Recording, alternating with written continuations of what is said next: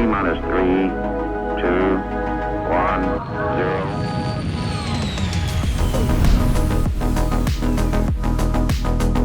0. Hey friends, welcome back to the Launch Sequence Podcast. It's time for another week. We're going to talk about space games, particularly, of course, Star Citizen.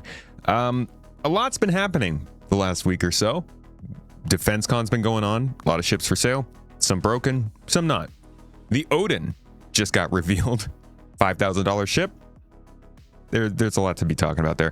4.8 came out, and it is largely falling all over itself. So today I've brought in Grolo, return guest, somebody y'all know and love, to talk about what's been going on with Star Citizen, big picture kind of where things are headed. There's instability, there's ships releasing weird, and I wanted to have like a nice candid conversation about what this is indicating to us short, medium, and long term, and just kind of thoughts on where things are headed. Obviously, we're going to talk a little about what's coming up, but this is going to be a high level view.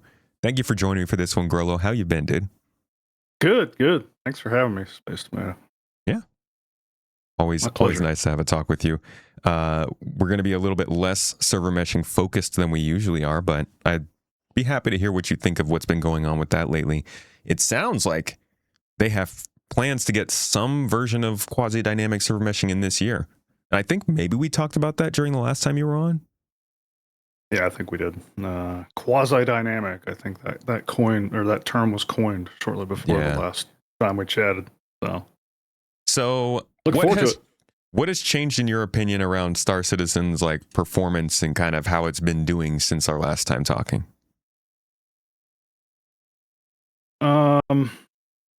I don't know that there's been a whole lot of new technology introduced, other than obviously the early versions of the transit system. Is that even in 4.8? They got it in just at Grimhex. Yeah, okay.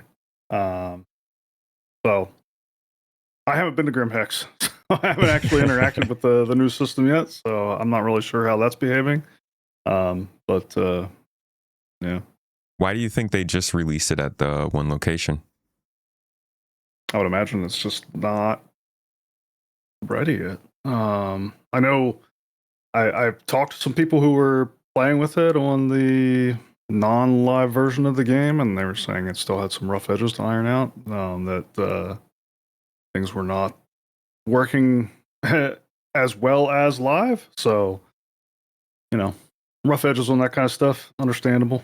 Yeah, I guess so. Can't wait to see it. Find myself wondering if people at Grimhex are suffering more than us, or if they're benefiting from like new tech running it well. Yeah, that's a good question. I haven't talked to anybody who's been to Grimhex. Everybody's in Nix or whatever, working on these new missions, at least in our org. Oh my gosh, the rep grind after the big reset, dude. How has that been for you? Have you been getting busy on blueprints, or are you kind of holding off? We went hard on grinding the rep for TSG, which is all those new Nix missions and stuff. So, and by doing that, we were also getting some blueprints as a byproduct, so that was nice. Beyond that, I haven't really been grinding too much. How about you? Man, I'm in the middle of a streamathon, and we're going on to, I think, day 9. So I've not been doing it how, there's, it's kind of funny. There's a whole debate about what is and is not a streamathon going on right now. I'm not just nonstop streaming. I am doing 9-hour shifts. So it's been probably, I think I spent 40-ish hours in 4.8 so far. And a lot of it's been catastrophic. But I've actually unlocked a lot of blueprints. I've unlocked fuel ports, quantum drives, power plants, FPS weapons, armor. I got a mining laser. Yeah, I got the new crossbow blueprint. Like it's been rewarding. And for the first time, I've done one of these extended play sessions, and I have felt like I've had something that has been pulling me forward rather than constantly searching and coming up with things to fill my time with. Like, I gotta make an event. I gotta get some sandbox gameplay. Let's go run a Hathor again. Why am I getting Karenite? I don't know. Let's just run it. It's actually things that are pulling me into events, pulling me into missions, and then I run those missions, And then after I'm done, I'm not left feeling like, okay, now I got to find something else to do. I'm left with some loot, components, some reason to go and mine, and then I go and I do that. Well, that's a whole play session done. Now I've got to log back on later and move some stuff around so I can combine it all. And then I get to craft it. Okay, that's a play session done. Now I get to go out and run those same missions with the higher level weapons to see what's good. Ultimately, it's nice though, because at the end of it all, I think there's still not enough content to validate the benefits you get from the crafting, PvE wise. And so I think that we're spending most of our time thinking about it from the perspective of what can our org do to benefit when it's going up against other orgs in conflicts and battles and stuff like that. So that's a nice drive for us from the sandbox and org side. But I do think there's still not as much incentive for somebody who's just playing solo, who just wants to be involved with the game, to be as driven as I feel right now in 4.8. So that's just like a caveat, because I think it feels genuinely like a really, really fun time to play the game, as long as those bugs and stuff are getting out of your way, which doesn't really happen. But I do think the incentive to get into these systems is still very lopsided depending on where you're coming from. Yeah, I think that's a pretty good way of putting it. I feel very much the same way you do as far as incentive to play. I feel is there. We're starting to kind of get that. But it's very much driven, like you said, around like how can this org be efficient and compete in a competitive space, and that's what's really driving us. Except for TSG, I have been going ham on TSG, man. I'm loving that stuff. Not necessarily because I'm a huge fan of that type of content, as I've talked about, but just because it's finally giving us a way to like stretch our space legs and operate as a group and see how we do. Yeah. How many people do you find you need to put together to run that effectively? Seems like less and less over time. Whenever we first did it, I mean, we must have had 25, 30 people in there just because that's how many we had online, and we were like, let's go do it. Okay. So we filled up 3 Perseuses and an Idris full of like fighters, and we scrambled them all. It was a lot of fun, but yeah, I've seen the group kind of getting smaller and smaller and doing it with less and less. I haven't been in there the past 2 days, so I don't know what they're down to. But how about you?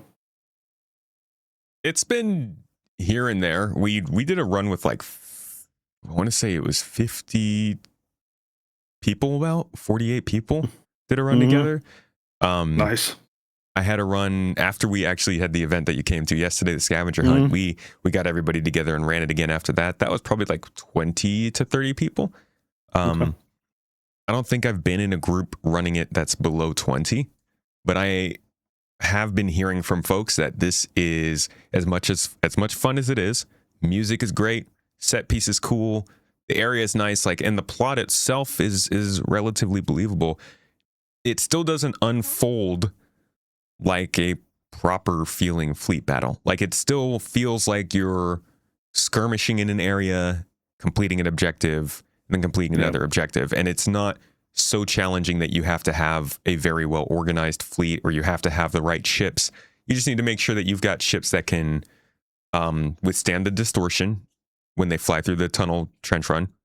You need ships that can handle larger vessels like a Perseus and Hammerhead to take those out.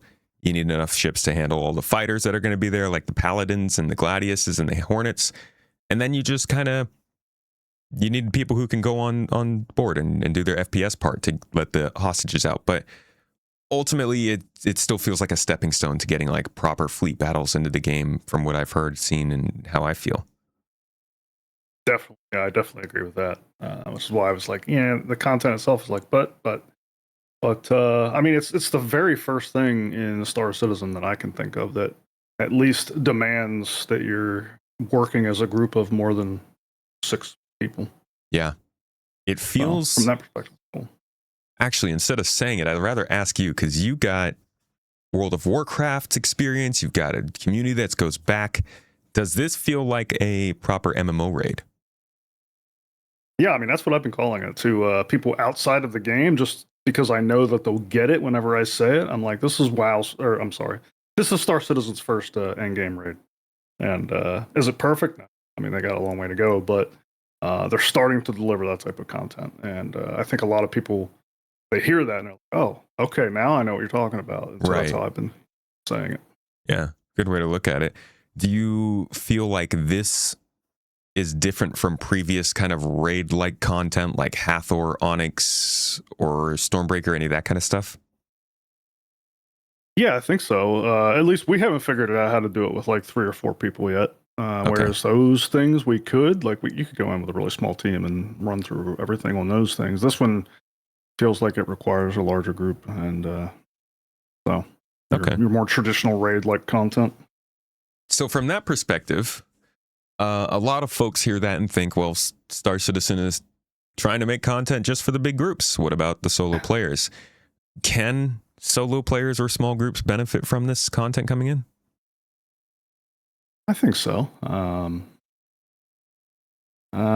I don't spend a whole lot of time thinking of it from that angle, but I know one thing I've heard is that, social tools is like the answer for that, and we keep hearing about it, we keep talking about it. So I would expect that it won't be too long until and I'm sure it already is happening, that like solo people are at least grouping up to do this. Like, if the question is, can a solo player remain solo and benefit from this content? I don't know. I don't think the answer might be, I don't know. But, and the social tools they just keep coming up. No. They keep biting you, CIG.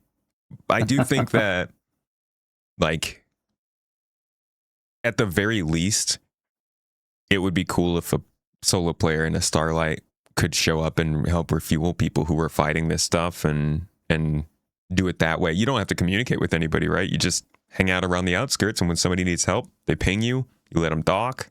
That'd be sick, but that would take social tools. Yeah, it does. That's the kind of sandbox that I want, right? I don't know if this is conducive to that, the way they're doing it, though. I think this operates more like the exclusive zones, right? Where like you take the mission or whatever, and you kind of get like a isolated area of space that other people can't easily get to. That's one of the reasons I'm not a fan of that, because I think I don't know. I think it works against integrating smaller groups and solo players and stuff, but I don't know. Well, it kind of makes sense. I mean, space is huge, right? We're going to end up getting some really distant conflicts that just kind of happen. You're not going to come across them unless you're flying through that space. I like it a lot more than it being instance. That's for sure. Yeah. At least there's a possibility of something different happening. But I agree with you that it's purposefully keeping people away from each other, in the same way that mining areas in like the Air and Halo belt don't really attract pirates out there. This is a conversation that I keep having internally, and I see people having externally, where there is supposed to be piracy in this game. Whether it is NPC on player, player on player, or player on NPC, piracy exists. It's part of the fiction. It's why all the ships have guns. It's why we have security. Well, it's why we're supposed to have security.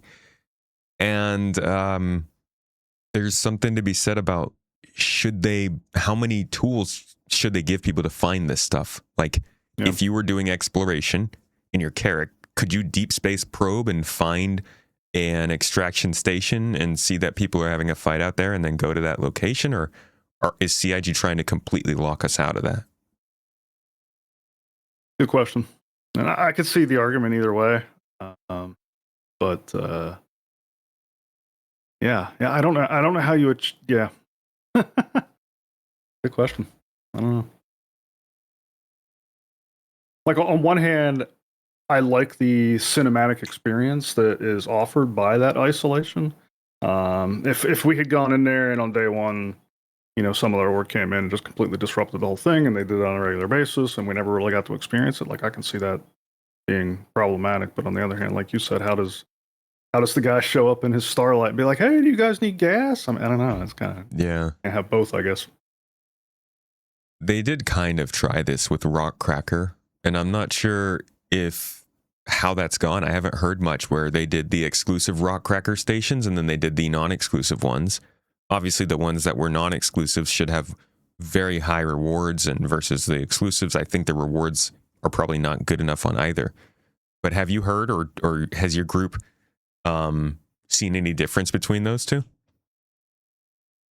I'm hearing very minor difference, almost to the point where it's just not worth doing the non-exclusive one. That's been what I'm hearing. But with the non-exclusive one, that's how you get those players coming in to maybe help. Mm-hmm. It's just that if nobody knows you can help, they're not going to try. Right. Yeah.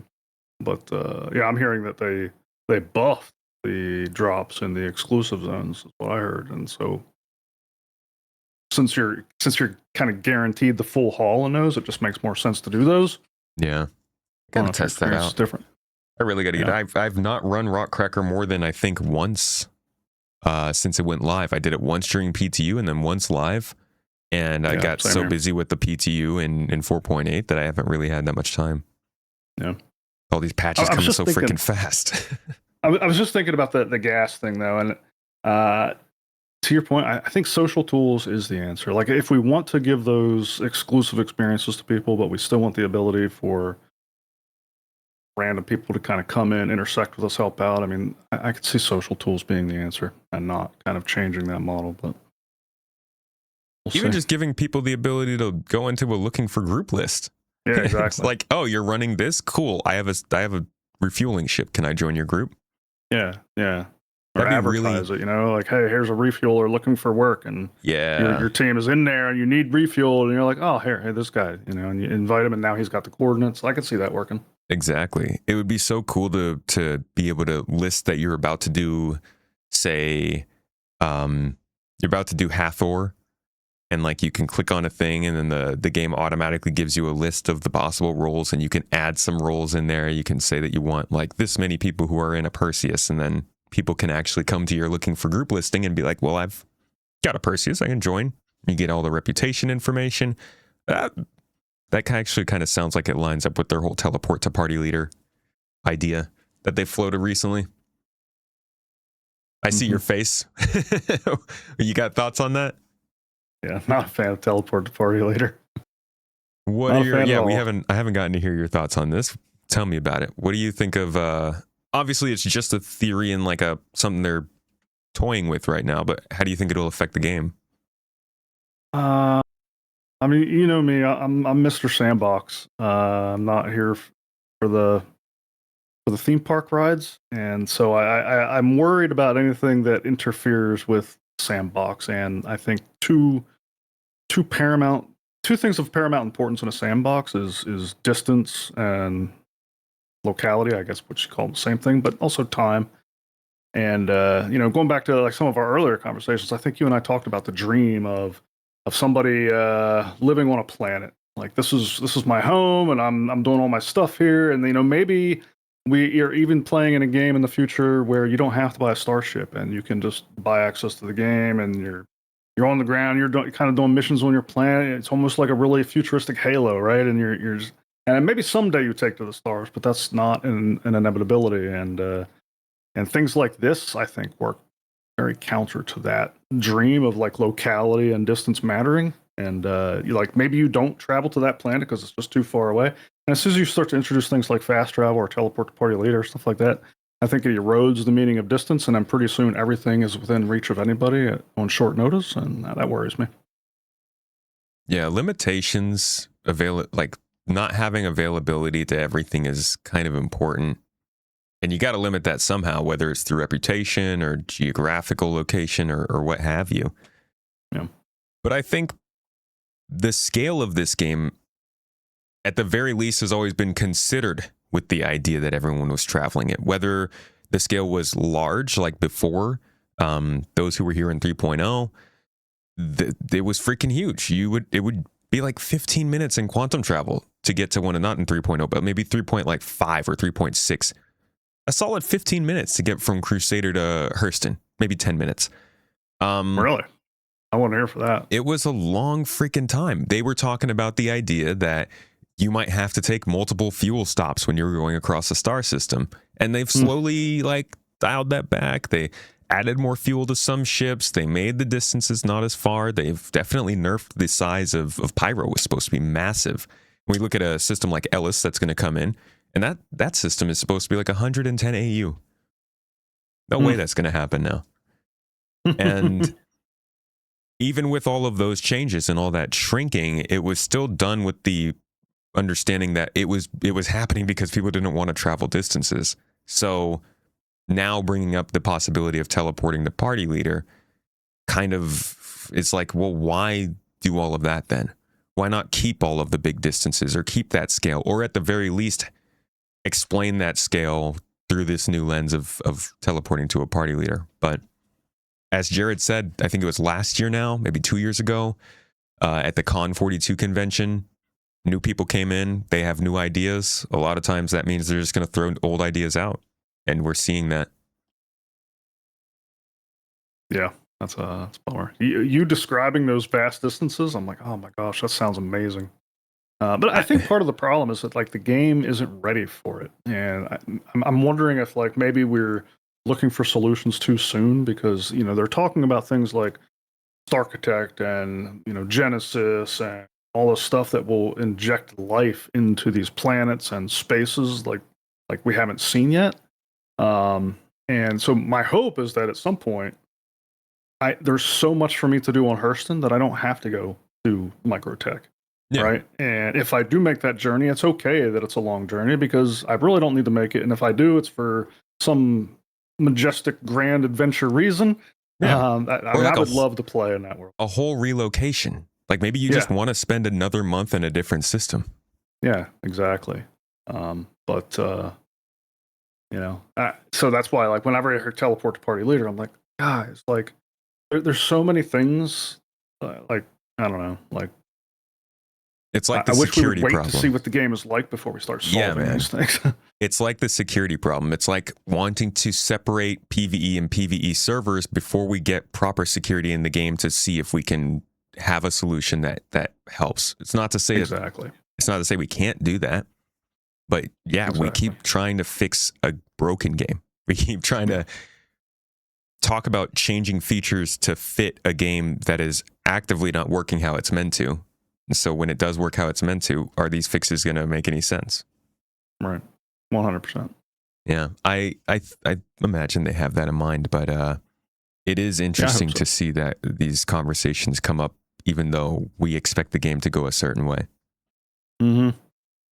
Yeah, for sure. It's got to be a tightrope that they're walking, right? Like planning for the future, but keeping people engaged now. Yeah. That's tough. Always been challenging, but I think ever since they started focusing more on content last year and like the current game, it's becoming a lot harder because they've got two very different audiences now. Yeah. I imagine it's only going to get harder, but the more people that are playing, the more money coming in that's on the line, like all that, it's just going to make it harder and harder. Yeah. And it's funny because with hindsight, earlier on in this project, I was of the mindset that as long as you have the support and the vision and the thing that's happening and like you have a clear path on where you're going, which let's be real, the path is never clear, then development can just keep going. But over the years, I've definitely started to understand that it's not just about there being a proper amount of time that a game needs to develop. It's the psychology behind a game being in development and the absolute difficulty that you are going to run into trying to explain to people what it means for a game to still be in development at a certain time. That like they have all the right in the world to be like, hey guys, game's broken. What are we going to do? It's still in development. But they can't, because at this point, they kind of got to get people into the idea of the game, which means they have to market it in a certain way, which means those people join thinking a certain thing, and they've got to try and fulfill those things. And it's just, you start butting into a wall around this point when you're depending on people who play the game to keep funding it. Yeah. I don't know. Well it's just a rant. I'm just ranting a lot at you today, but well, yeah. I mean, I hear you. What you're saying. It's yeah. I mean, it's well said, and that's why I say it's a tightrope. What do you think of how 4.8's been doing in terms of performance? It obviously has been having some trouble. People have been having some words to say about it. How have you been feeling personally? I feel that for the first time, I'm like opposite, like upside down compared to most of that. Only because I've been having so much fun in 4.8, and I've had a lot of problems, no doubt. But it's just been so much fun for me that it's been easier for me to overlook than normal. Like I'm the kind of guy, like I've said before, like I'll easily take a month off from playing the game. Like if it's in a bad state, I'm just like, yeah, I'm just going to take a break. I'll come back in a while. And based on what you're hearing right now about how broken stuff is, you would think that this would be the time that I'd be like, I'll see you guys in a month. But now I've been playing more than ever just because I've been having so much fun with the systems in the game. Now, the first couple of days, we were trying to grind rep in Nyx for the new TSGs, and like you couldn't accept missions. The mission system wasn't working. It was busted, and it was like, okay, well then people started going to mining. I started doing the refueling missions, and they were working for some reason. So I had a blast just doing refueling missions and taking that loop for a spin. But yeah, I mean, it's no doubt it's been broken, and it feels like the same kind of broken we've had many times before with like the message queuing, like backing everything up, like inventory slowing down, mission sharing not working, notifications not popping up. Like it's the same thing, and so I understand people's frustration. It's like this again. Yeah. What I like that you said for some reason the refueling missions are working. Like the new tech is actually functioning. And it makes good money too. I don't know how far you've gotten in a rep, but people are making like 800, 900,000 UEs a rep or a mission sometimes with refueling. Wow. Yeah, I haven't got to the max level yet. I think I'm like on the verge of 3, like the third tier, so I got a whole tier to go. But nice. Yeah. But I was surprised at how much combat there is in them. Like the first tier, I'm like, oh, okay, I just go and I refuel them, and then the second tier, it's like, oh, I get jumped every time. I wish I could say anything other than it is CIG. Like at this point, it's hard to not double down on the whole combat and everything meme with them. Yeah. So I feel like this patch is really embodying the Star Citizen is like the best game ever. Star Citizen is the worst game ever. I get to like go and EVA out of a ship with a crate of minerals that somebody's going to take and make a weapon that's going to help us unlock a new mission, blah, blah, blah. All this stuff is really cool. But I can't do it because the notifications won't stop popping up because people are joining the party. It's just all these little tiny things that keep stacking up and making it hard to play. Yeah. And a lot of people are wondering, what happened to playability? Do you think that they're just moving too fast and they can't get things good enough for the folks who are playing right now? Or they're still just back to that mindset of like, sorry about it, we got stuff to do? I think that's it. I think that's at the root of it. It's, do you want feature development or do you want stability, playability, polish? I mean, fundamentally, those things are at odds, and there's always going to be a tension there. So they're obviously ramping up feature development. We've gotten this is the fastest I've seen the project move ever since I joined. Now, I wasn't here in super early days, but this is by far the fastest it's moved. Oh my God. Yeah. I mean, like I said, I couldn't even do the main edition of the last patch twice, which is, I was very excited for Rockcracker, but even 2 weeks ago, I think it was, or last week, somebody was running it and I was like, oh, they're running the new content. Wait a second. No, that's TSG. And like in my video for 4.7, I said they're adding crafting. Sure, that's great, but this is just FPS weapons and armor. It's got to expand. I was hesitant to think they might do that in 4.8, but I definitely thought, hey, this is going to fall flat within 4 months if they don't do an update in 4.8. Now we've got industrial stuff. Now we've got ship components. Like we got things that make an actual difference. And you can unlock those blueprints through doing those types of contracts. So they're making a lot of really fast progress. But at the same time, where's the tech preview channel? Where is the insulation for the new players who are jumping in post 4.0 in a time when they said that playability is more important, content's coming in regularly, we'll use the tech preview channel to make sure that we're not destabilizing the live build, but they haven't been doing that. No, I think if I think you're spot on that the preview channels are not living up to what they I think envisioned. I don't know if they don't have the right infrastructure or processes going on behind the scenes to really make the most of them, but it just feels like they're still pushing stuff to live at a super high cadence without that time to bake and preview. I haven't seen more than one preview channel at a time still, and I thought like the plan was multiple, right? Like we can run 5 preview channels for all the latest stuff, and I haven't seen more than one, so that tells me that they just don't have the processes in place. I thought at the very least they would be regularly putting things in and taking them out. So like 2 months before a patch, we'd probably see like 3 or 4 preview channel tests of the different features.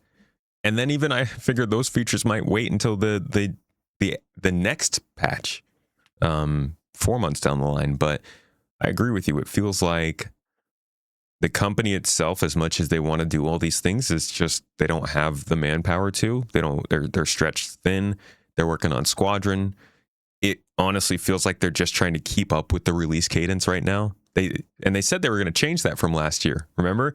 He's like, we did 11 updates this year, and I think we need to lessen that for the next year so that we're not burning out too much. And then they went into Invictus Week season putting out a new patch every 2 weeks.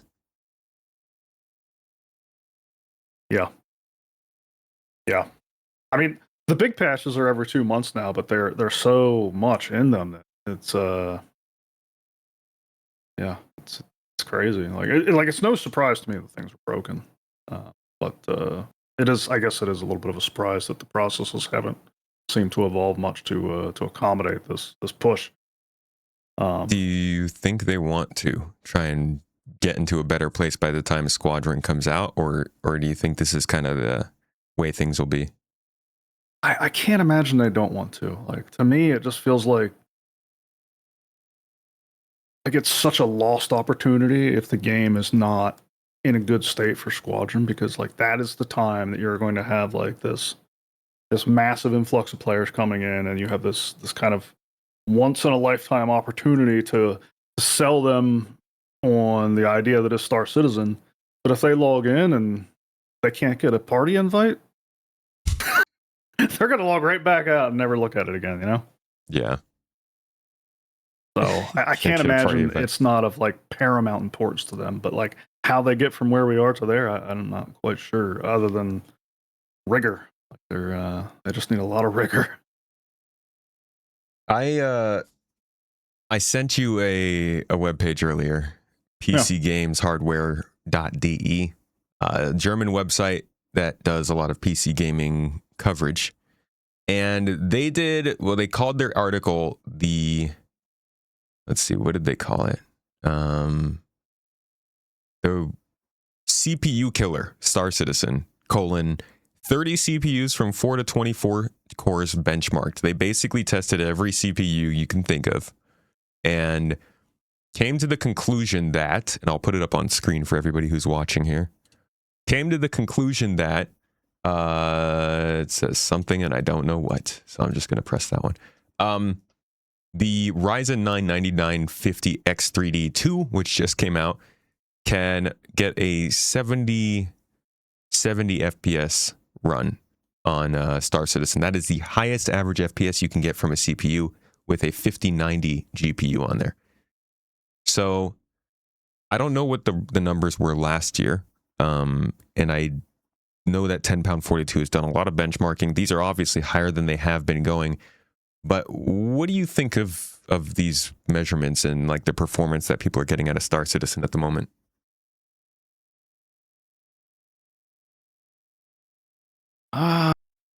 It's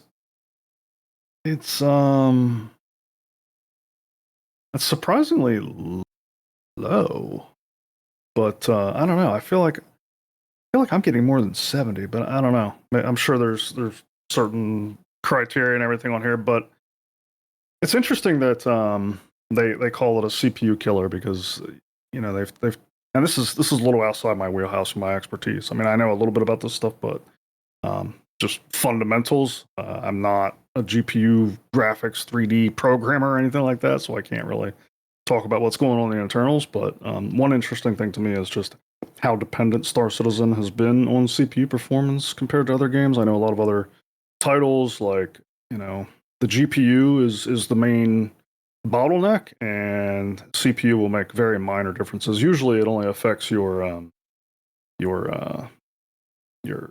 like 1 percentile or your 0.1 percentile of frame rate. Like Yeah. It'll kind of smooth out that experience having a higher, but it won't really affect your top line average FPS. But Star Citizen, that does not seem to be the case. Star Citizen is very affected by your CPU throughput the whole way through, and that's interesting. I think at the end of this article, they were kind of praising SIG a little bit on their ability to increase, or their ability to take advantage of multiple cores, because that's one thing that games in general have struggled with. That's why, something like the 9800 X3D versus the 9950 X3D, people usually say just go for the 9800 X3D if you're gaming, because those extra cores aren't going to matter. No game can take advantage of them anyway. But in Star Citizen's case, there is benefit to those additional cores, and so that's interesting to me. Like, what are they doing in Star Engine different from, Unreal Engine 5 to be able to eke a little bit more performance out of this? And I think some of that might have to do with their transition to Vulkan. But again, I'm not an expert on that stuff, so I don't know. I do think it's really interesting insight, because it speaks towards, there's a lot of nuance in the conversation around Star Citizen. Do they spend a lot of money? Yes. So there's some pretty intense business practices there in marketing. Yeah. But it's nice to see from actual professionals who can test this stuff out technically that there's something to write home about. You mind if I read this summary out? You called out that they had mentioned it was impressive. Here's what they said. Star Citizen is one of the most exciting projects of our time. We were genuinely surprised when we first saw the enormous CPU load. We were even more surprised when the high-end CPUs actually delivered noticeably better performance than mainstream processors. Star Citizen is one of the very few games where having more than 8 cores provides a real advantage. It's remarkable that the game achieves this even in the alpha stage. Multi-threading is therefore a core component of the game's Star Engine. Still, it feels wrong that even with the Ryzen 9 9950X3D 2, currently the most powerful desktop CPU, you have to put up with noticeable stuttering. Now, one could say that Star Citizen is a title for future hardware, but that's exactly what Chris Roberts was saying 13 years ago. All true. But I think if there's one thing that Star Citizen offers, it's at least a technical marvel in the gaming world to get to test and bash your head against. And I think that's part of what attracted you to it, right?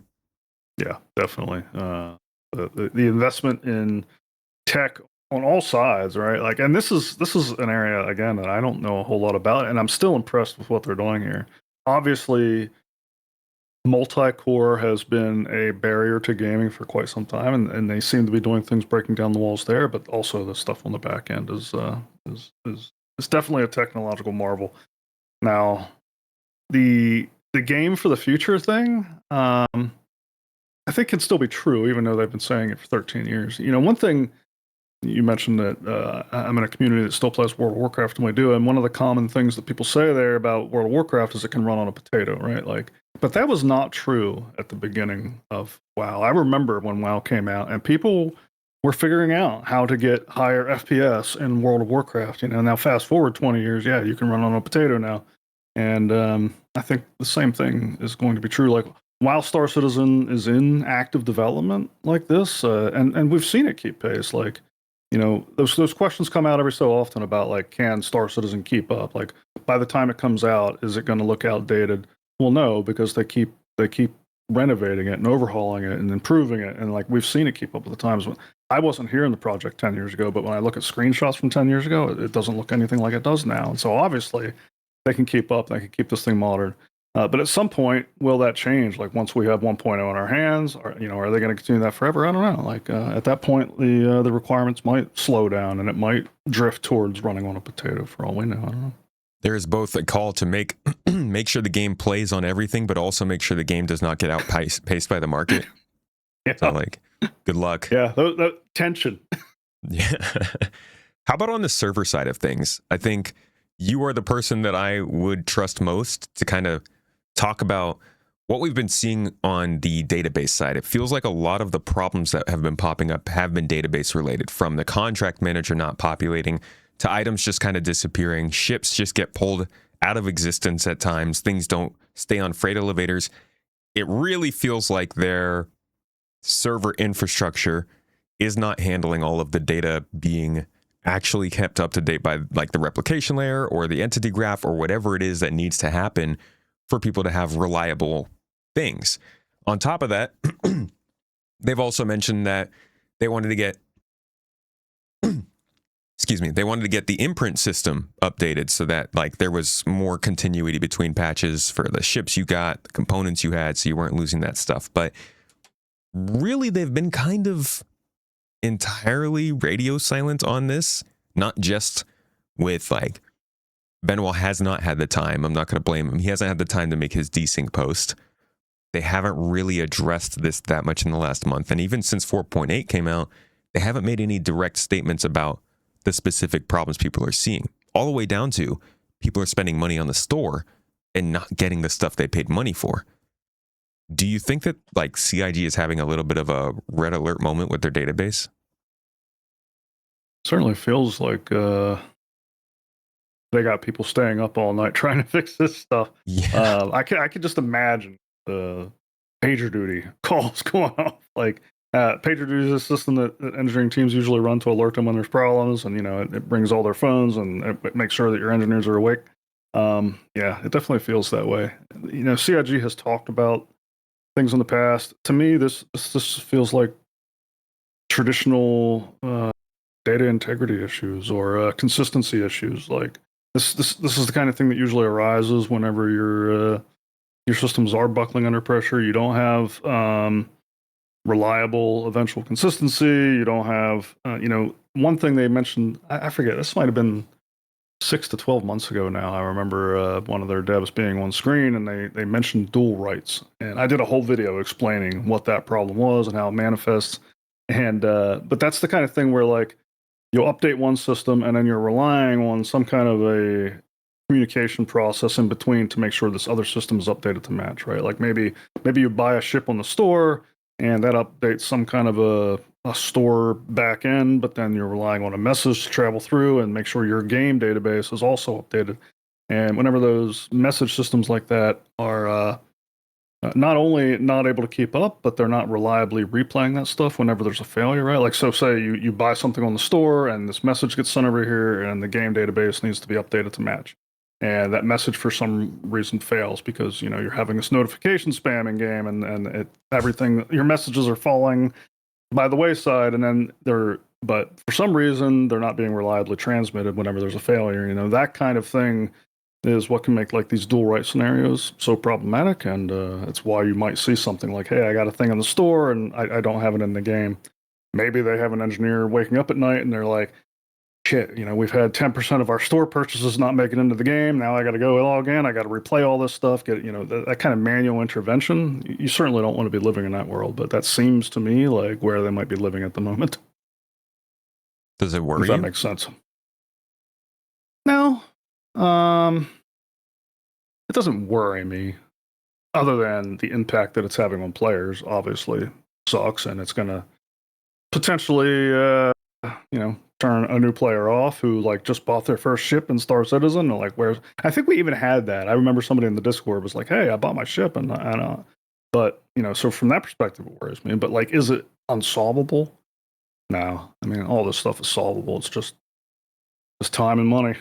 they'll get it. But I think because those store purchases, like, there's no way that they vanish, right? It's definitely a consistency issue between the store and the game. So right, but pardoning that is the. Go ahead. It just doesn't reinforce, I think, No. good feelings amongst the most ardent of supporters. These are the people who are coming out for DefenseCon and trying to get their friends in for free fly. It's not good. It's not good to not give people the stuff they spent real money on. No. No, that's definitely a big problem. So it worries me from a perception standpoint, not from a technical standpoint. I think they need to explain it. There's a lot of times when they don't really tell us what's been going wrong, or a lot of times when they wait until they've found their solution. But I do not think that they can just sweep this. This is a big one for me. I think this is a very important moment. I don't know about you. When do you think they're going to announce the release date for Squadron 42?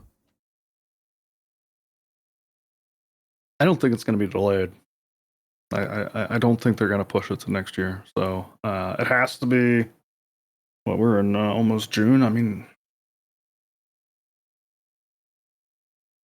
by August. I can't imagine it being later than that. And I think that's extremely late. I'm thinking I would expect in the next few weeks. And if not by then I'm like, okay, you guys probably should just delay it. But, maybe they want to do some really, really short marketing campaign with no lead up and no summer of fun hype building. I think that's a missed opportunity. But under my opinion, if they were going to announce Squadron 42 as a release date anytime in the next 3 months, they can't have patches like this going out anymore. You can't have CIG announces release date for Squadron 42, finally set to launch, and then also be like, CIG launches new ships. Players can't use it because it's not in their account. The jokes will write themselves. And I feel like we're very, very close to that moment, and they need to, at the least, you got to give people what they spend money on. Yeah. No, it's a very good point. I do think that they should be addressing this kind of stuff. I wish they would do a lot more retrospectives, kind of public retrospectives in general, to keep us informed as to what's going on, how they're fixing them. I think it would add a lot of confidence in the community, if they were a little more transparent about that kind of stuff. So it really would. Especially things like I'm spending money and I'm not getting it. I think most people who are willing to drop $5,000 on a digital spaceship picture, which we're going to get to, would also are much more happy with bad news about something that might go good than no news at all. Yeah, I couldn't agree more. Got a lot of adults in this community. Yeah, exactly. It's not like what harm would come from a retrospective like that? I can't think of really any. They did. They did that in the past. Yeah, I'm still waiting on Benoit's. He promised Jared in the one SCL that he was going to give a talk on, or he was going to do a Spectrum post on the desync stuff. I'm still waiting on that. Look at this. 3.18 postmortem. Look how much they said about this. How much they explained about what happened here and what they wanted to do better. I definitely say the stuff they said here didn't make a world's difference for a lot of these things, but it was at least an attempt to tell us what the heck was happening. And it's a real bummer we don't get stuff like this anymore, especially for some of these more difficult patches. Yeah, I agree. I think if they did this stuff on a regular basis, it would go a long way to get in front of the jokes and the memes that you're talking about. Yeah, those are the kinds of things that got them to have a fan base that keeps calling them the most open developers on the market. Doesn't matter if it's true or not. People say that because they've gotten so much of that kind of information, and it's gotten a little quieter lately. Yeah, I'm sure that if it's tough, because I can also see being in their shoes, and you are so overwhelmed because you got to get your squadron out the door. You're working on the squadron marketing campaign. You've committed to your fans that you're going to do 6 releases this year, and you got all these big features. There's just so much going on. I can see this falling by the wayside fairly easily, but it's a shame because I think it would really help. It's a freaking intense year. Yeah. They're going to conventions, they're hosting things, they're releasing milestones and stretch goals, and Squadron is doing something big behind the scenes. It's a big year, and I'm sure that they're very busy and kind of tripping over stuff, but that's part of the game. That's when you say they bit off more than they can chew, this is what they're talking about. Yeah, no doubt. Let's talk about the real star of this week, Mr. Odin. The All-Father of War, they're calling it. This is a $5,000 ship, right, with store credit. I think it's $5,900 with cash. No, $5,000 with cash, $5,900 with store credit, right? Yeah. Star Citizen's first $5,000 ship. Why don't we talk? For those who are watching, we'll have the graphic up on the screen so you can follow along here in the bottom of kind of what we're looking at and talking about. For those who are listening, we'll try to describe it with all the pretty words that they use here, like inherited relic from wars long past, continually reforged in the fires of combat. What do you think of this? I love the All-Father of War. It's quite the name. I'm of two minds of a ship like this.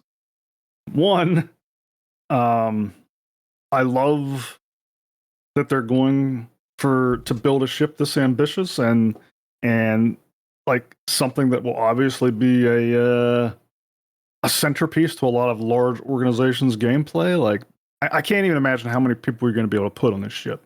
And so from that perspective, I applaud the ambition of putting something this multiplayer focused in a sandbox game. I love that. But on the other hand, how do you how do you sell it for $5,000? I don't even think. I think if you go to this sales page, normal people can't even see it, right? Because you had to do a little something to get access to this ship. Yeah. Did you apply?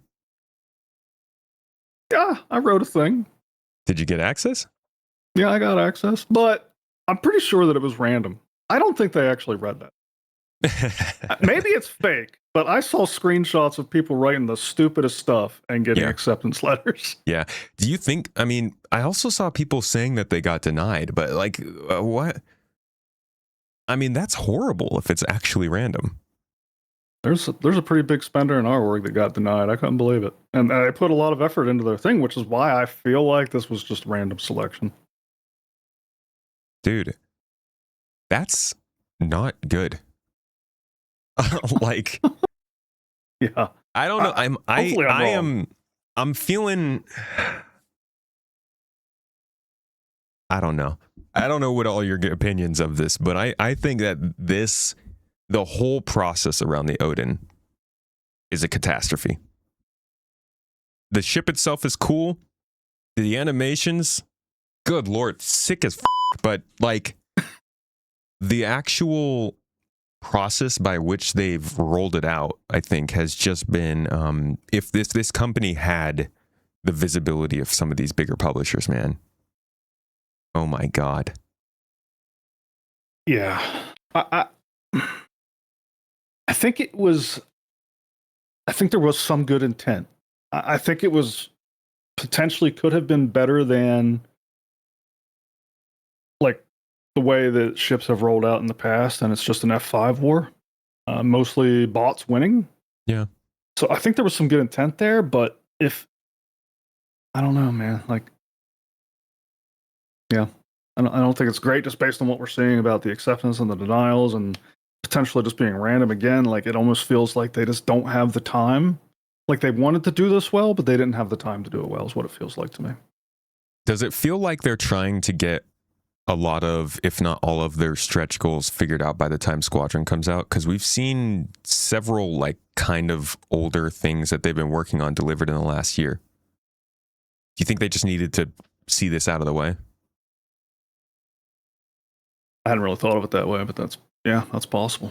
Because the only reason this ship is happening is because it was listed as a stretch goal early on. I don't think they would have taken on something like this if they had the choice now. Yeah, that's a good point. What does that get them if they meet all their stretch goals by the time Squadron launches? Maybe not sued? I don't know. I'm wondering if it is something legal where they're just like, hey, you know what? We said that this was going to be a stretch goal. Squadron is like a big delivery point. We at least need to have this be in the pipeline to avoid problems. Maybe it has nothing to do with that. I don't know, but it's just an interesting time. It might be because funding I do believe that this got them a lot of money. They passed the $1 billion mark, and I think they sold like at least 800 of these within just a few minutes. So it could have just been for funding, but I'm wondering if there's something bigger. I'd be surprised if it was for funding. I mean, but maybe. Well, I feel like Squadron launching this year will make this funding look minuscule. But dude, why not just pile it all on top? Best year ever. Yeah, I mean, it's not like I'm going to turn down $5 million. I hate money. All right, so looking at the armament on this thing, it says it has one size 12 beam weapon, pilot controlled, of course. Of course. And this is not just a beam. Like it says one size 12 beam, but if I'm not mistaken, this is like, let me scroll back up here. It's like a multi-part beam right here. You see that? There's like 12 actual beams on the bow of this gun and of this ship, and they just all fire forward like a freaking monstrosity. Besides that, there are 20 size 12 vertical launch systems. Each of those torpedoes could take out a large ship. You got 2 size 12 manned turrets, 3 size 10 manned turrets, 8 size 10 remote turrets, 8 size 8 manned turrets, 2 size 8 manned turrets. Those are 4 by S8, so 4 size 8s, I guess, on those. Whereas there's 2 size 8s on the size 8 man. Forget it's confusing. It's so much stuff. 42 size 2 point defense turrets. This thing is bristling with freaking guns. What, like, is it just going to be like a King of the Hill moment where you just put this ship out and tell everybody to try and kill it? Yeah, I guess. I'm so annoyed that it has a pilot-controlled laser gun, but whatever. All of this armament, and I'm just going to use this for courier missions. Yeah, what a shame. Exactly. We also see that it's got a lot of rooms inside. A bridge, briefing rooms, fire control room, command and control room, crew quarters, a freaking canteen, a whole hospital, 2 different engineering sections, port and starboard hangars that fighters can go out, as well as main hangar for larger ships to leave, a full working tram system to navigate through the ship, a cargo lift, and a main hold. Big boy. A working tram system. That just a working means, tram system. Do you trust that?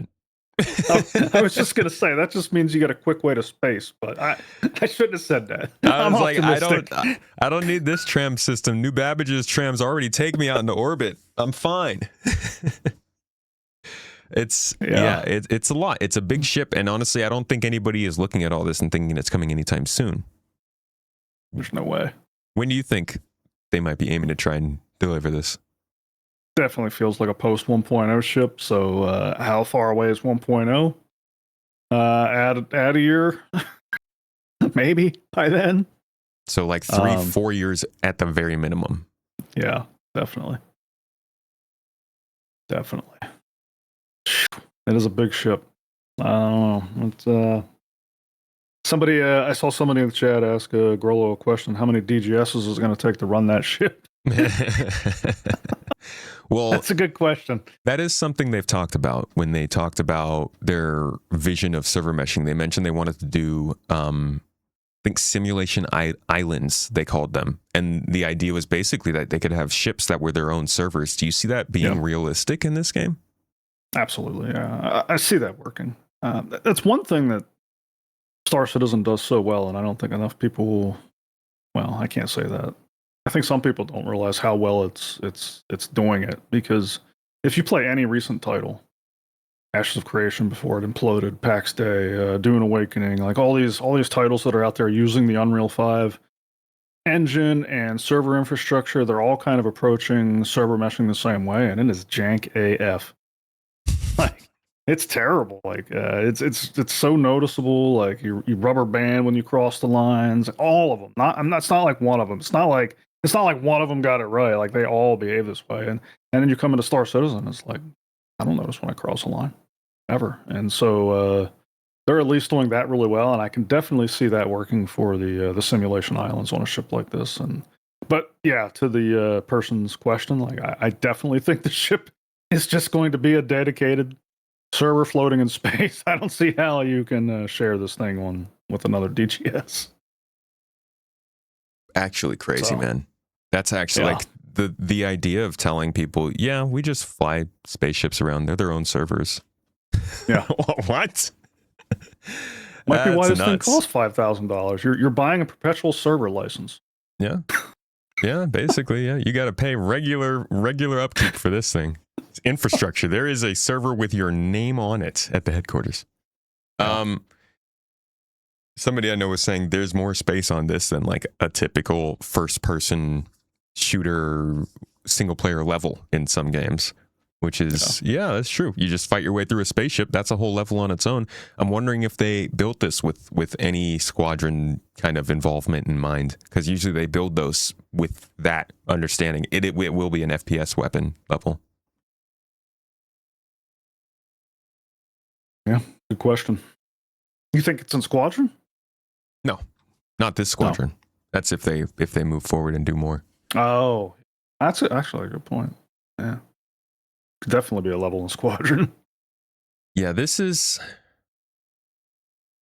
I'm mostly interested in understanding the content that they feel like they can make for this. This above all else in Star Citizen's history, this is what makes me feel like they really want to capture what made Eve, but from a first person perspective. This just reeks of like large scale conflict, power, what's it called? Power projection, you know? Yeah, definitely. I can't think of any content in the game that would not be player versus player driven. Like, I don't know. They're gonna have I can't imagine them making a mission for this. This is gonna be like Operation Pitchfork kind of stuff. Like you got to go back into the Odin, the Oberon system, fight out the Vandal, and like go up against kingships or something. That's what this is gonna have to call for.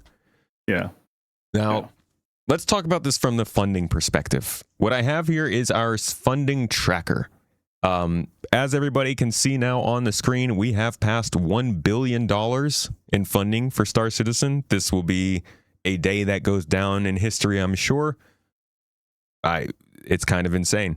I don't think there's really any game outside of the very, very big publisher-driven games like GTA that can put forward the actual fact that they've raised this much to fund. And I think the ability of the Star Engine, like you've said, is a big part of that, but that doesn't really show itself when the game is doing what it is.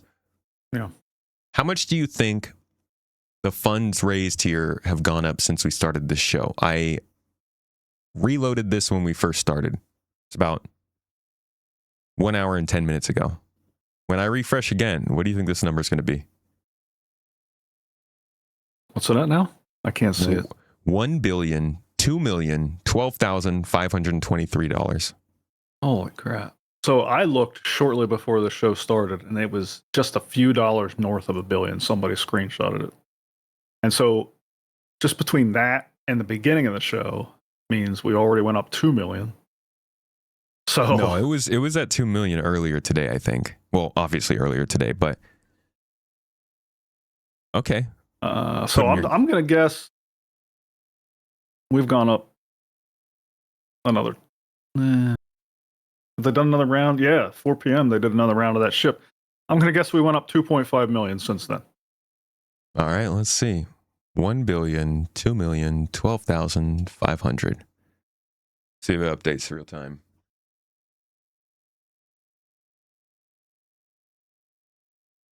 $1,002,332,044. It actually didn't go up too much. Maybe it auto refresh in the background or something. Maybe. Yeah. No. But still, I remember what it was when we started, but it was so it's gone up probably like a 250,000, I think, or 100. It's definitely 100,000. When did we start chatting? We started chatting about 4, so I would have checked. Yeah, since 4 o'clock, it has gone up over 2 million, or maybe 3 o'clock, something like that. It's Well, crazy how fast it's going up. It's certainly growing, and we'll get a better idea of the actual numbers tomorrow. Actually, I can pull up real quick and show you guys how we're doing in terms of comparisons to last year. It looks like we are currently there. Okay, that's it. As of this morning, they were behind last year, and as of now, they just put so much more on the monthly earning. They've now made $32 million this month, which makes it officially the highest grossing month by $3 million. And we still have like a full week left. A week to go. Yeah. So they're probably going to be where they were last year in July by the end of May. And last year was a record-breaking year by so much. And again, we go back to the question of like, was the Odin released for this reason?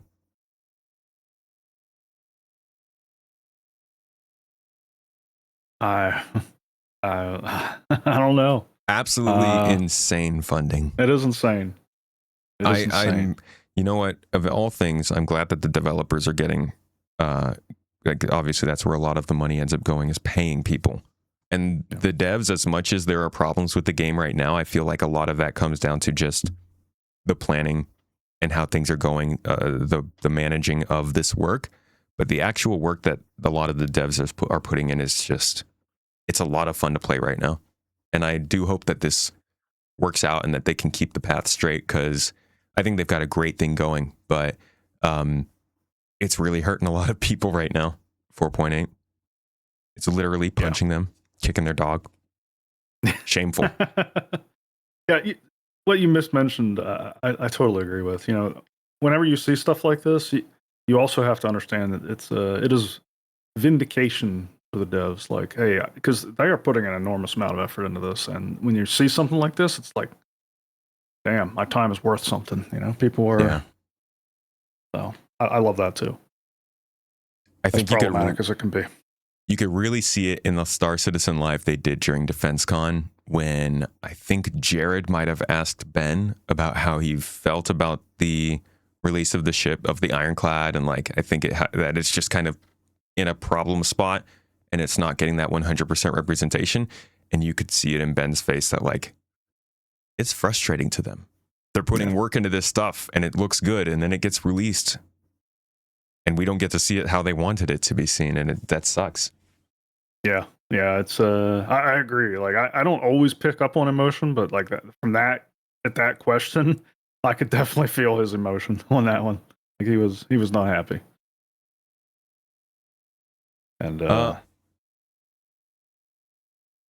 it's unfortunate, but hopefully they can bounce back from this and figure out how to better release these ships and just test them a little bit in PTU, maybe a little bit first.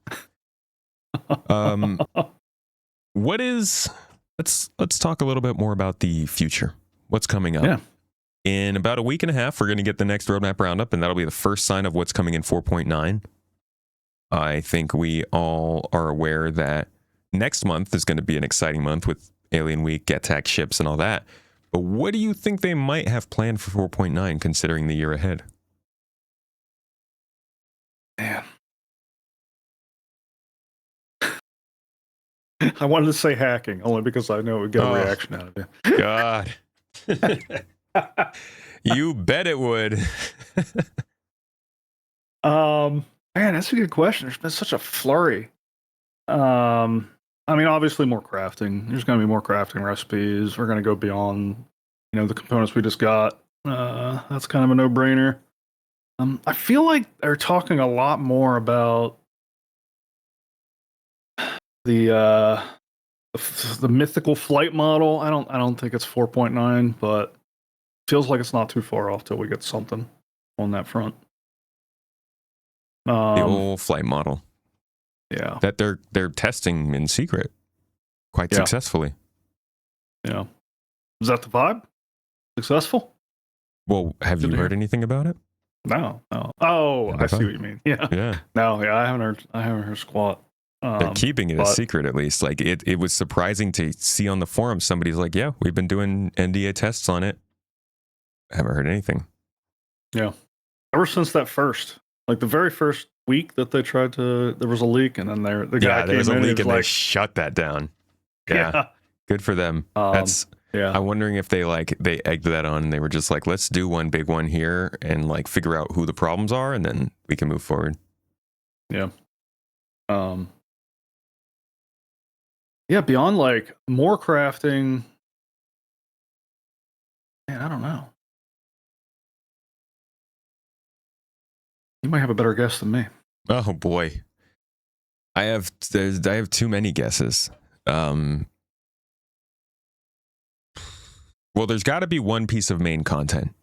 And refining. How close? Refining has to get close. Yeah. That's one thing they've been talking about a lot, but I don't know if it was if it felt like it was close enough for 4.9. Yeah. But we know we've got 3 more pieces of major content from their plan of the beginning of the year, right? We've got Siege of Orison, Municipal Works, and the Nyx planets. Yeah. Those are like the 3 content drops they still need to do. So the question is, how close are they to getting instancing working? Which I feel like you're the best person to ask. I mean, that's not in the company, because that all depends on their server meshing efforts. Yeah. I'd be surprised if we got instancing at 4.9. They've been so tight-lipped about it still. It's, I don't know. Maybe. I don't know. I feel like that some of that stuff is a little bit further out yet. I don't know. I don't have a good guess on 4.9. I feel like 4.10, because that's what the 4.9 is coming in June, July. Is that right? July. So that puts September. Man, I don't know. They're running out of time at that point. Maybe. It's hard to. This is one of those times when it's just hard to predict. Yeah. I actually don't know what 4.9 I have in mind. I feel like Nyx is definitely an end of year thing. The Nyx 1 planets. You think so? They've sounded pretty confident about the planets, and if there's one thing that I trust this game to be able to push out, with a few bugs, but to kind of stay on schedule, it is the ship team and the planet tech team. That was 2 things. But yeah, I do think that it seems like planet tech is close enough to be like a mid-year kind of. I was thinking this summer, whether it's 4.9 or 4.10. Interesting. All right, well, we have to do our regular predictions for this podcast anyways, so I'm going to open you up to not just 4.9, but really anything surrounding Star Citizen, Squadron 42, all this jazz. Give me a good prediction. Give me a hot take. Something I can bring you back on next time and kind of make fun of you for. The last time you said we would see engineering polish, crafting would come online, and we would be playing the game differently. I don't know when that was. I actually don't know when that was. That would have been in February? Well, crafting is online, and I'm playing the game differently. Me too.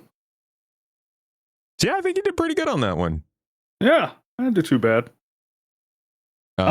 Engineering polish? Well, yeah, about that one. I don't know. But that wasn't bad. That was pretty good. Couldn't make fun of you for those. Yeah. I'm going to say there's no way in hell that Squadron 42 is not shipped this year. I'm going to quote you directly. Yeah, I made that very easy to make fun of that one if I'm wrong. No way in hell. Yep. I'm going to be like, where hell? But that's going to be, I'll be hugely bummed if it's delayed. Do you think a lot of folks are saying, Chris sounded a little bit nervous about GTA that last time? Do you think they would actually consider delaying it just because of GTA, or? I don't see it. A lot of people are talking about I don't know that there's that much overlap.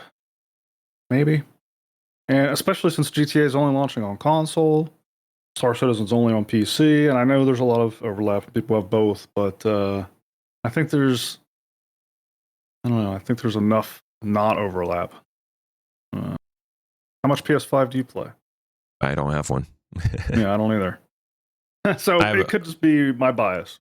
But I mean, I have an Xbox, and we'll probably get GTA 6 on that Xbox, but it's the conversation of competing games on different consoles or platforms, I think misses the argument that's been growing over the last several years that I think it was the folks who were running Game Pass made the point of, and that is that their main competitor was Netflix, and Netflix's main competitor is TikTok, and their main competitor are the freaking movie theaters. And like, it's not about being the same exact thing.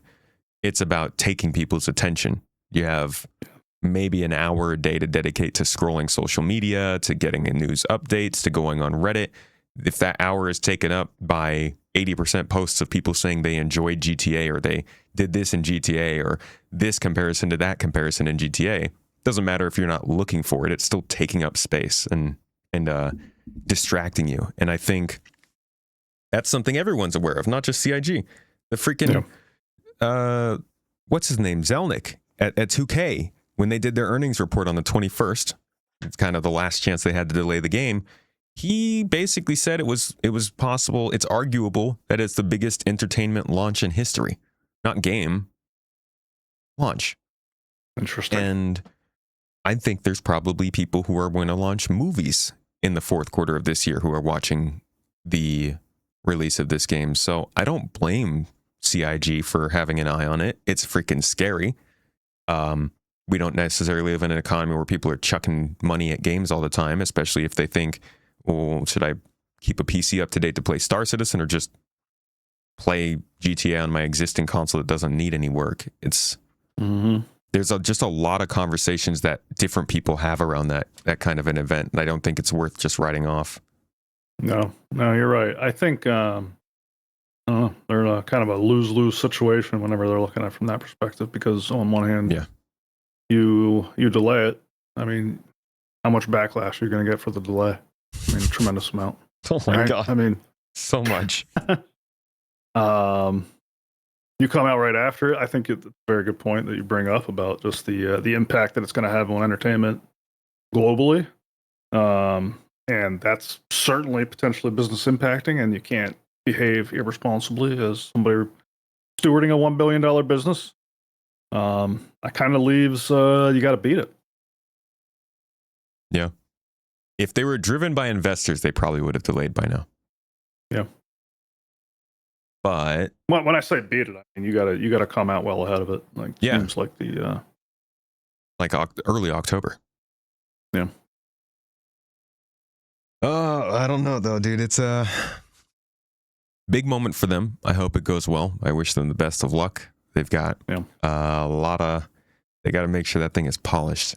It can't release playing like Star Citizen does. No, I mean. They've been polishing it a long time. Yeah, it's polished to it's a mirror now. I hope. When was it feature complete and went into a polish phase? That was like 2 years ago? November of 2023. More than 2 years ago, yeah. 2.5. Yeah, 2023. Because that was the CitizenCon I went to. So we'll see. Hopefully they do something this summer. I'm still got my fingers crossed that like Summer Games Fest, Jeff Keighley is like, and welcome. And then Mark Hamill rocks out on the stage and it's like freaking flames coming out and he's got Squadron. It's like the Top Gun music is playing and Tom Cruise comes in from the ceiling. No, I don't know. I think Summer Games Fest would be a great opportunity for them to start a marketing campaign, but that's expensive. Yeah. Oh, wait, they just made millions of dollars. I mean, they know how to put on a show. Look at DefenseCon, the flames shooting and everything else. That's what we need. Yeah. The half-naked people dancing. Yeah. Bring that to CitizenCon. All right, man. any last thoughts you wanted to give before we wrap things up today? Speaking of CitizenCon, what are your thoughts on them not doing it? Good call. Yeah. I like, I'm a little bit selfish, maybe. I like CitizenCon for the content, and that's not because I'm a content creator. Like, ever since 3.0, I would watch CitizenCon because it was a cool look at what was coming up. And I love the community. Absolutely adore getting to hang out with the community. Going to Bar Citizens and stuff throughout the year, handling stuff for our own community. I definitely want to see that still happen, but CIG themselves, I think they should put the focus on giving us that message of what's coming up in the next year and building it. And there's always been this argument that CitizenCon is a better thing for when the game is actually released and it makes more sense. I do think CitizenCon makes sense now, but I don't want to see CIG sinking a bunch of money into it when it's an inevitability of the future. We're going to have conventions. Right now, though, the focus on that should probably go more towards development. And they can still make a ton of money from the hype that comes from CitizenCon because they can still make a direct that tells us information, that gives us a look into the future, that teases new upcoming ships. All that stuff can still be there. Just sucks that we're going to lose that community part. My thoughts exactly. Couldn't have said it better. Have you been to a CitizenCon? I've never actually gone to one, but just all the even the offline or the online community that emerges during the thing, right? Just not even being there, but just all the Discord parties and people just talking about it and watching it together. There's just so much, and all the content creation and people like giving their thoughts, and I mean all the buzz around it. I get excited about, and I like participating in it. And so from that perspective, I'll definitely miss it. I'm definitely of the opinion that CitizenCon is a good thing. But yeah, I think of this year, of all of them, I think it tells the correct story on CIG's priorities. Yeah, and they tried to make it happen for a couple of years there, but I think they realized like it's time to crunch these last couple of years. As bad as that sounds, they need to get this stuff done. And I'm hoping they still do that stuff for the online community. They still release content. They still show us what's coming up and give us that ability to gather around and have some fun anyways. Yep. For sure, man. Well, thank you so much for joining me for this talk. It's always a great time talking with you, Grolo. And as everybody who generally watches this show knows, you always you have your own good content that you're talking about. Server meshing, persistence, kind of the way the game works. Can you tell the folks where they can find that and maybe a better description of what it actually is? Yeah, you can find me anytime at youtube.com/@Grolo-AF or on Twitch. I Twitch a lot less. I'm mostly on YouTube, but I do stream on the weekends, Saturdays. So twitch.tv/Grolo_AF. Find me either place for technical talk, but also some gaming and just chatting. Not just Grolo. Grolo AF. There's nobody AF-er at being Grolo. Nobody's going to take the name. All right, man. Well, it has been great talking. I look forward to seeing if we get a better Star Citizen situation over the next couple weeks. And I look forward to seeing what you guys all think of the Odin. I'm guessing it's going to be a pretty hot topic of conversation this next week. So leave your comments down below. Maybe subscribe if you enjoyed the show.